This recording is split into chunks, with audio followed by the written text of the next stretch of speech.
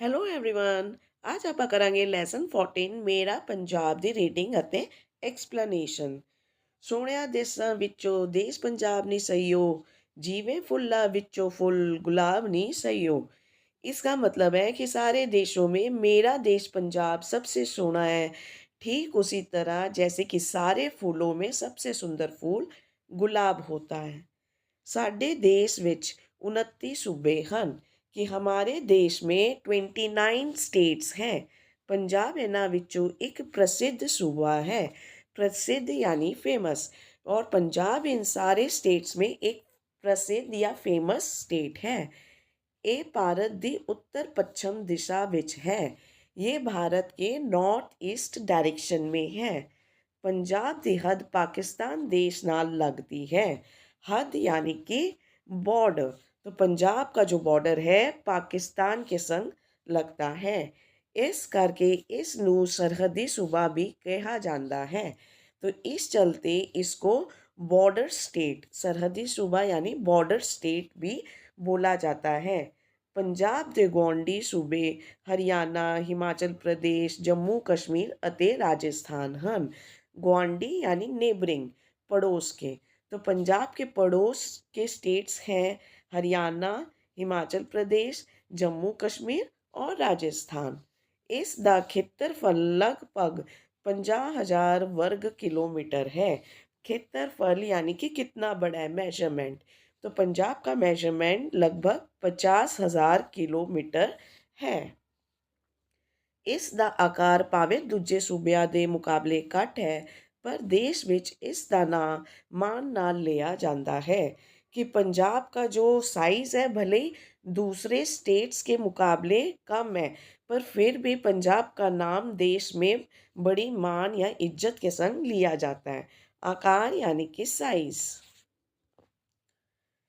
ਪੰਜਾਬ ਦਾ ਨਾਮਕਰਨ ਦੋ ਸ਼ਬਦਾਂ पंच ਅਤੇ ਆਬ ਦੇ सुमेल नाल होया है। सुमेल यानी मिलाकर।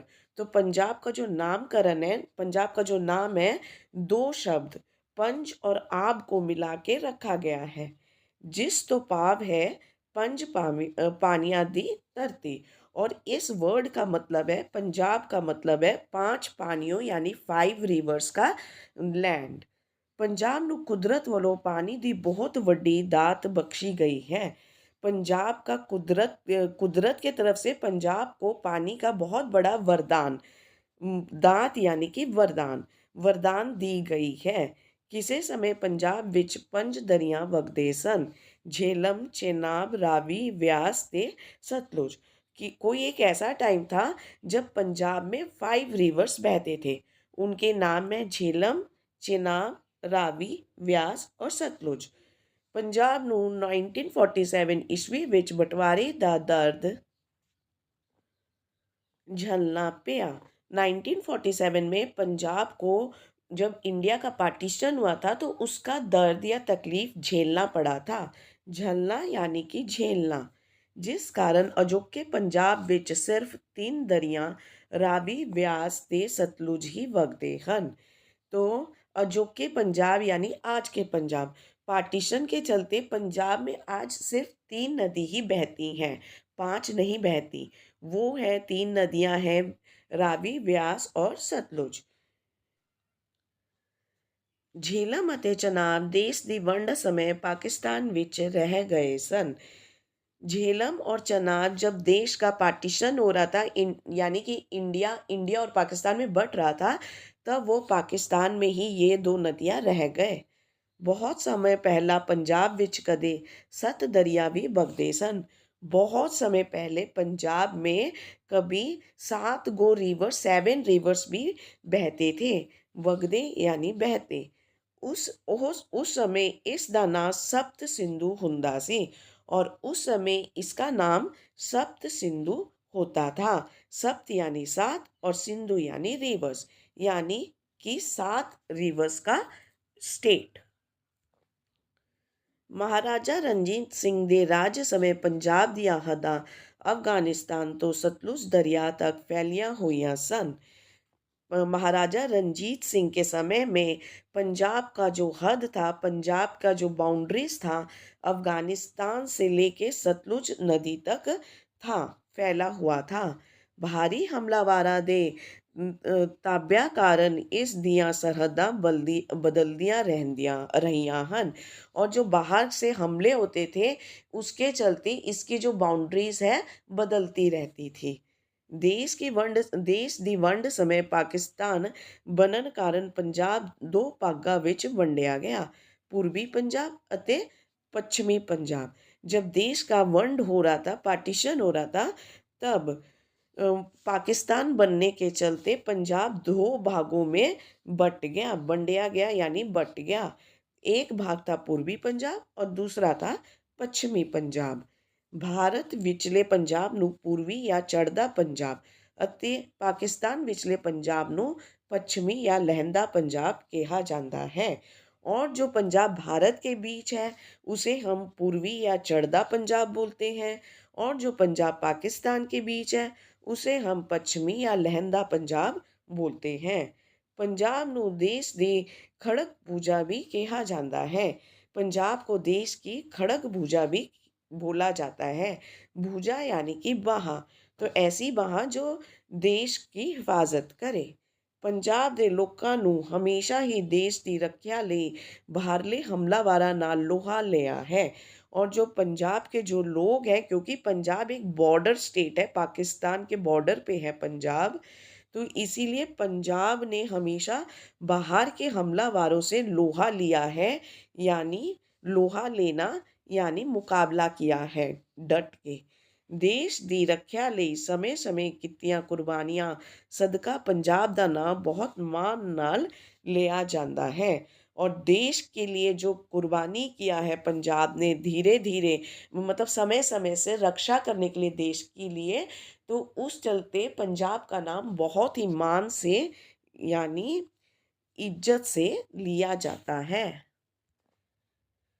ਪੰਜਾਬ ਨੂੰ ਭੂਗੋਲਿਕ ਆਧਾਰ 'ਤੇ ਮੁੱਖ ਰੂਪ ਵਿੱਚ 3 ਭਾਗਾਂ ਵਿੱਚ ਵੰਡਿਆ ਜਾਂਦਾ ਹੈ।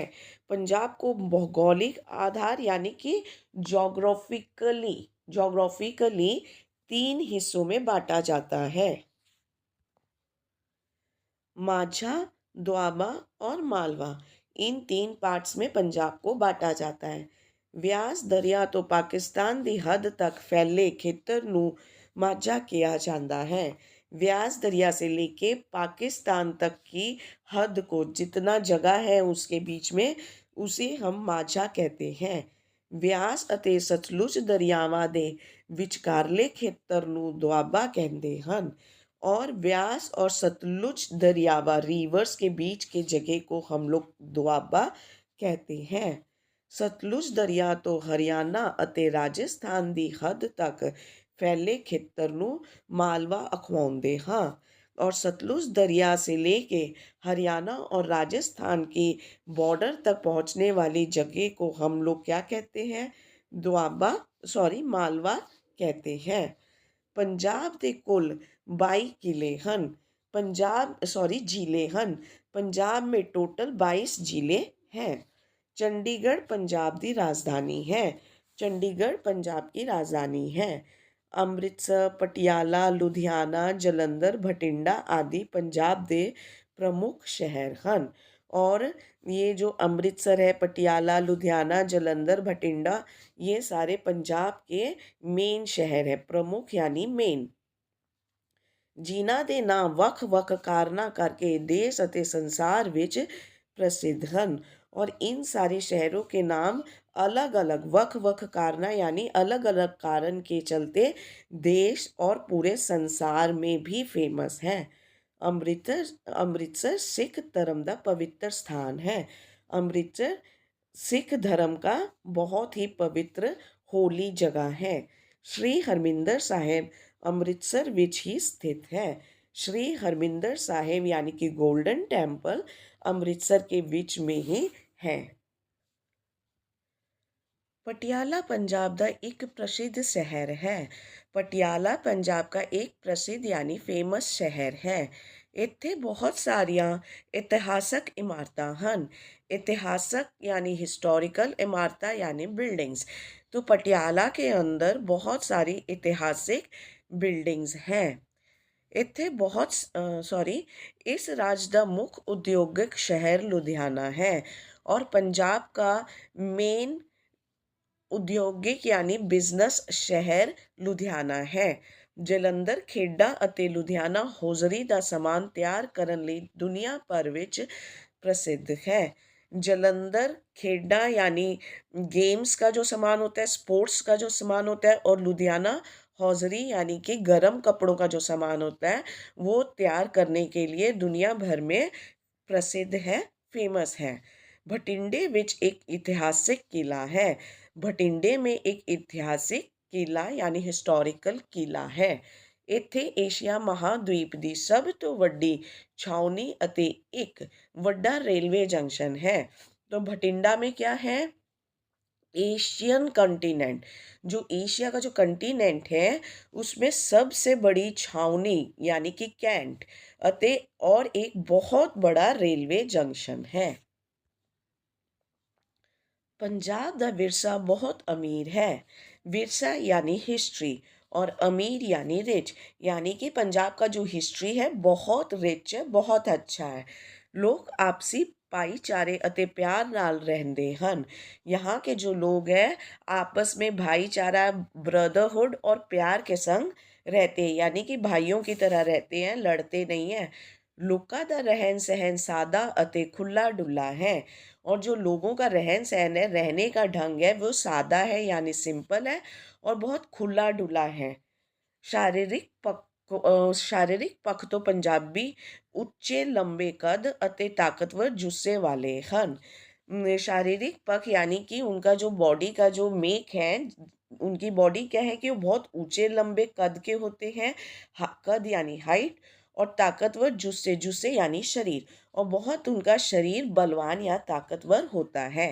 कबड्डी, कुश्ती, खो खो, हाकी, गतका, रस्साकसी आदि पंजाब दियाँ प्रमुख खेडां ਹਨ। और ये जो कबड्डी, कुश्ती, खो खो, हॉकी, गतका, रस्साकसी, ये सब पंजाब की प्रमुख यानी मेन गेम्स हैं।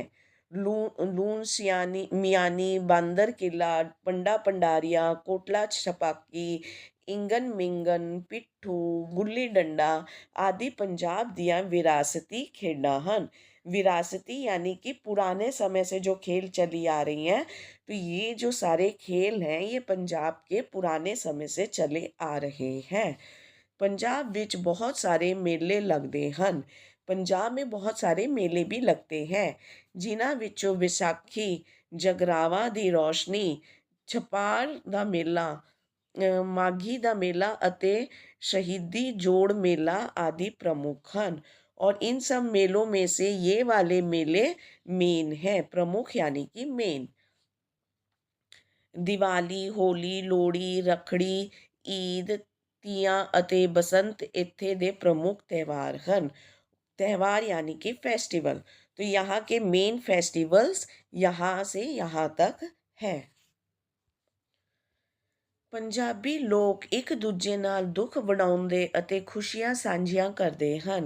पंजाब के लोग हैं एक दूसरे के संग दुख बांटते हैं और एक दूसरे में खुशी साझी करना यानी एक दूसरे के संग खुशी मनाते हैं। लोग ਵਿਆਹਾਂ शादियां विच नच टप के खुशी मनाते हैं। ब्याह शादियां यानी कि शादियों में, और यहाँ के जो लोग हैं शादियों में नाच नूच के खुशी मनाते हैं। गिद्धा अते ਭੰਗੜਾ ਇੱਥੇ ਦੇ ਮੁੱਖ ਲੋਕ नाच ਹਨ। और गिद्धा और भांगड़ा यहाँ के प्रमुख यानी मेन लोक नाच है। इस तो अलावा ਵਿਆਹ ਦੇ ਗੀਤ, ਬੋਲੀਆਂ, ਸਿੱਠਣੀਆਂ, ਦੋਹੇ, ਕਲੀਆਂ, ਕਵੀਸ਼ਰੀਆਂ, ਲੋਕ ਗਾਥਾਵਾਂ ਆਦि भी पंजाब ਦੇ ਸੱਭਿਆਚਾਰ ਦਾ अटूट अंग ਹਨ। सभ्याचार यानी कल्चर, और टूट यानी कि बहुत अच्छे से जुड़ा हुआ कोई चीज़ जो टूटे ना। तो ये सारी चीज़ें पंजाब के कल्चर के अटूट अंग हैं। पंजाब की राजभाषा पंजाबी है। पंजाब की जो स्टेट लैंग्वेज है वो है पंजाबी। ਇਸ ਨੂੰ ਗੁਰਮੁਖੀ ਲਿਪੀ ਵਿੱਚ ਲਿਖਿਆ जाता है। ये जो पंजाबी भाषा है इसको गुरुमुखी लिपि में लिखा जाता है। पंजाब एक बहुधर्मी सूबा है। बहुधर्मी यानी कि बहुत सारे धर्म जहाँ पे होते हैं। तो पंजाब एक ऐसा स्टेट है, सूबा यानी कि स्टेट, जहाँ पे बहुत सारे धर्म हैं। सब धर्मां ਦੇ ਲੋਕ ਦੂਜੇ ਧਰਮਾਂ ਦਾ ਸਤਿਕਾਰ ਕਰਦੇ ਹਨ। और सत्कार यानी इज्जत। सभी धर्मों के लोग दूसरे धर्मों का इज्जत करते हैं। कुछ साल पहला तक लोग सांझे परिवारां विच रहंदे सन। कुछ साल आगे तक लोग सांझे परिवार यानी कि जॉइंट फैमिली में रहते थे। ਸਮਾਂ ਅਤੇ ਲੋੜਾਂ ਬਦਲਣ ਨਾਲ ਹੁਣ छोटे परिवारां ਦਾ रुझान बढ़ गया है। समय के बदलने के संग और लोड़ा यानी कि ज़रूरत बदलने के संग आजकल छोटे परिवार का मतलब छोटे परिवार की तरफ ज़्यादा लोग चल पड़े हैं। आजकल बड़े परिवार या जॉइंट फैमिली का सिस्टम थोड़ा कम होता जा रहा है। पंजाब की मिट्टी बहुत उपजाऊ है। उपजाऊ यानी कि फर्टाइल। पंजाब की मिट्टी बहुत उपजाऊ या फर्टाइल है।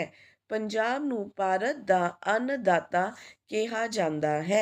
अन्नदाता यानी कि अन्न का भगवान की जो बहुत ज़्यादा जहाँ पे अनाज उगता है, तो पंजाब को भारत का अन्नदाता बोला जाता है।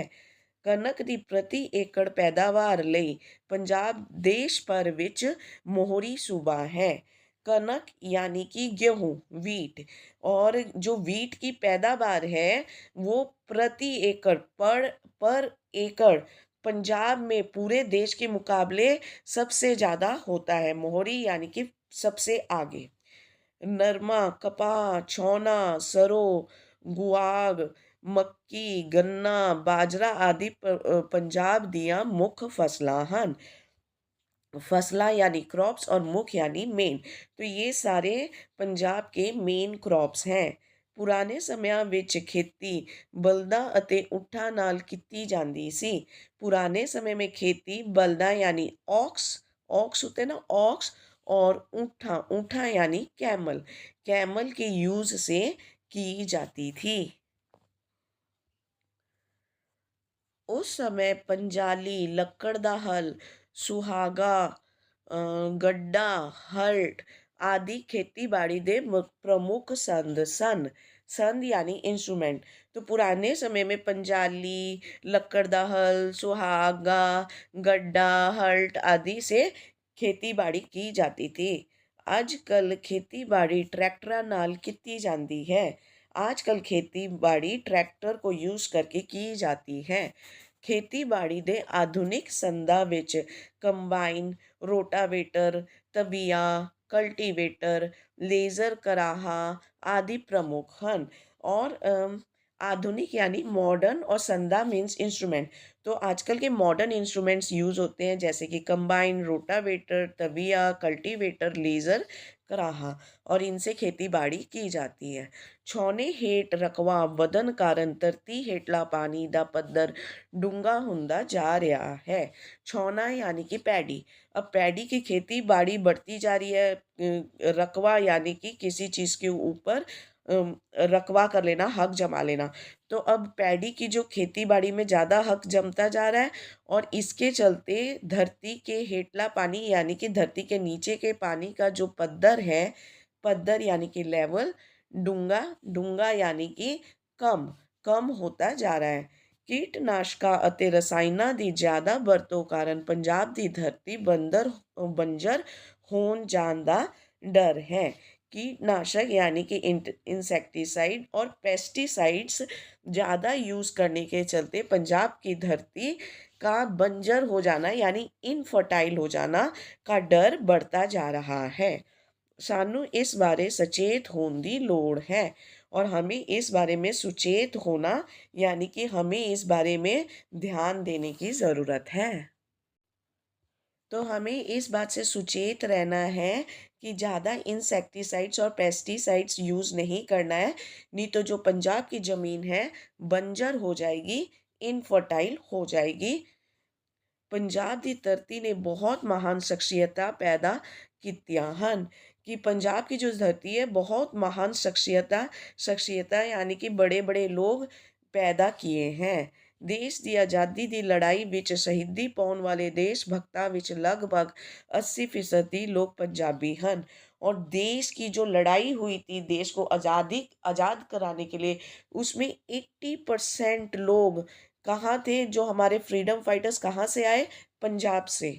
सरदार भगत सिंह, सरदार उधम सिंह, सरदार करतार सिंह सराभा, लाला लाजपत राय, श्री सुखदेव, श्री मदन लाल ਢੀਂਗਰਾ आदि तो अलावा होर भी बहुत सारे पंजाबियों ने देश ਨੂੰ आज़ाद करवाउण ਲਈ अपनी जान वार ਦਿੱਤੀ। तो सरदार भगत सिंह, सरदार उधम सिंह, सरदार करतार सिंह सराभा, लाला लाजपत राय, श्री सुखदेव, श्री मदन लाल ढींगरा, इन लोगों ने जो कि पंजाब के हैं, इनके अलावा और भी बहुत सारे पंजाबियों ने देश को आज़ाद कराने के लिए अपनी जान कुर्बान कर दी। वार दित्ती यानी कुर्बान कर देना। ਖੇਡਾਂ ਦੇ ਖੇਤਰ ਵਿੱਚ ਉਡਣਾ ਸਿੱਖ ਮਿਲਖਾ ਸਿੰਘ, रुस्तमे हिंद, दारा सिंह, पहलवान करतार सिंह आदि देना प्रसिद्ध हैं।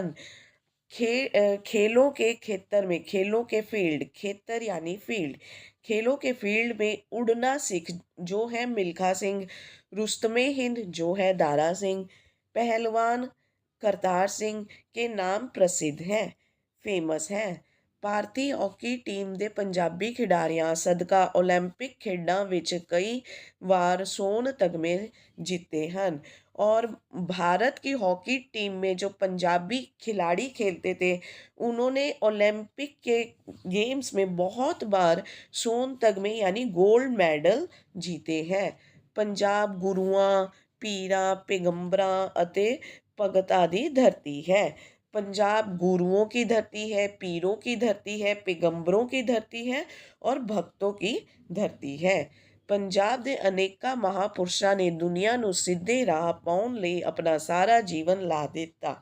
पंजाब के बहुत सारे अनेका यानी बहुत सारे महापुरुष यानी बहुत ऊंचे लेवल के जो पुरुष हैं, जो धार्मिक पुरुष होते हैं, उन लोगों ने दुनिया, खाली पंजाब को ही नहीं, पूरी दुनिया को सीधे राह यानी सही रास्ते पे लाने के लिए अपना पूरा का पूरा जीवन लगा दिया।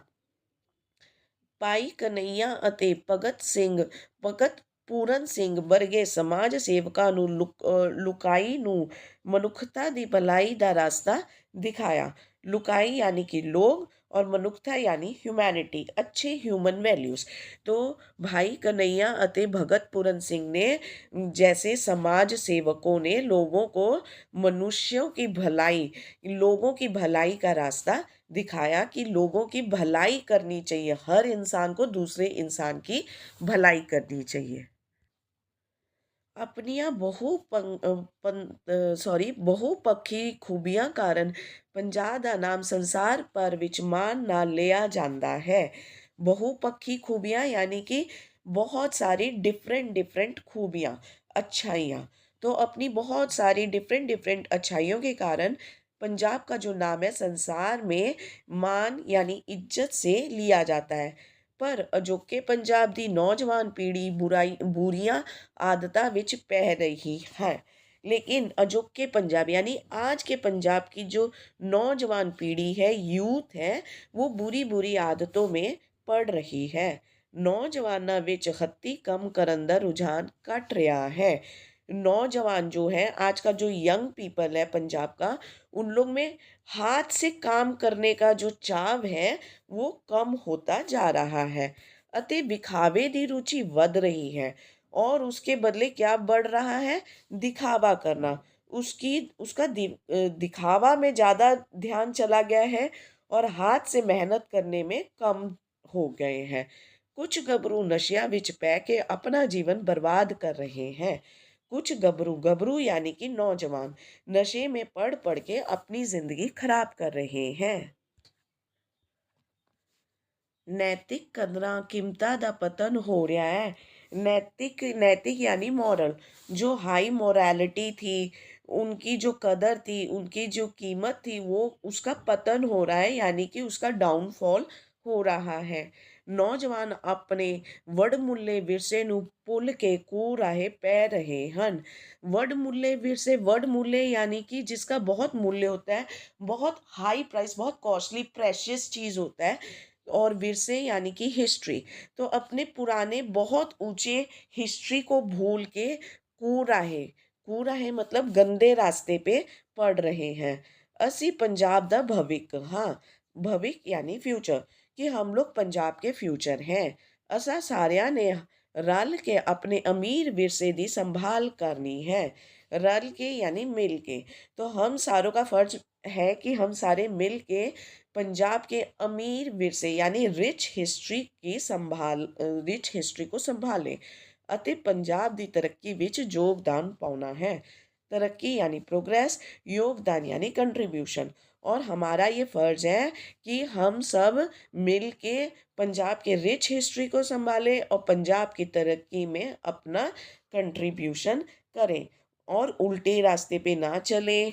हम लोग नशे के चक्रों में ना पड़े, हाथ से मेहनत करने का जो पंजाब का पुराना ट्रेडिशन है उसको बरकरार रखें और पंजाब की जो इज्जत है पूरे देश में और पूरे दुनिया भर में उसको हम लोग कायम रखें। और बच्चों, इस चैप्टर के क्वेश्चन आंसर्स के लिए और इस चैप्टर के पाठ अभ्यास के लिए आप लोग प्लीज़ हमारा दूसरा वीडियो ज़रूर देखना and do not forget to subscribe to our channel and share this video with your friends. Thank you very much everyone. Bye bye.